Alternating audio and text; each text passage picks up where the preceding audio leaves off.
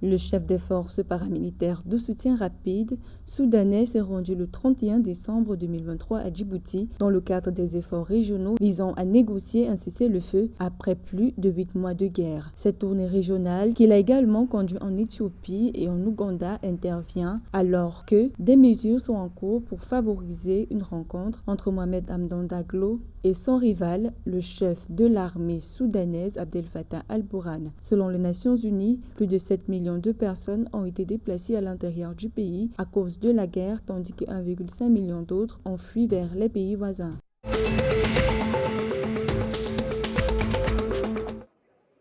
Le Conseil des Nations Unies a exhorté les autorités éthiopiennes à se concentrer systématiquement sur les droits et les besoins des victimes des conflits dans le pays, notamment dans la région du Tigré. Selon les Nations Unies, il est crucial que cela soit fait de manière holistique et conforme aux normes et standards internationaux en matière de droits humains, en plaçant au premier plan les victimes et les populations affectées, en particulier les femmes et les filles.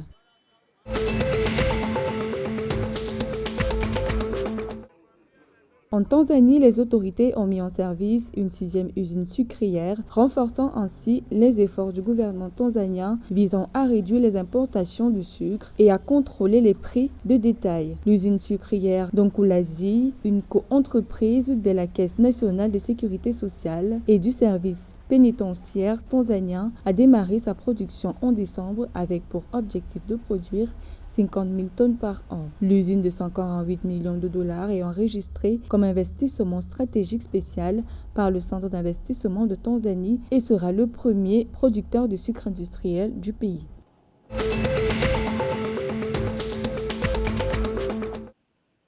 En Ouganda, les revenus totaux des exportations de café sont passés de 883,3 millions de dollars au cours de la période de novembre 2021 et en octobre 2022 à 952,24 millions de dollars au cours de la période de novembre selon les dernières données publiées par l'autorité ougandaise de développement du café. La production totale de café a également augmenté de 5,83 millions de sacs de 60 kg à 6,16 millions de sacs au cours de la même période.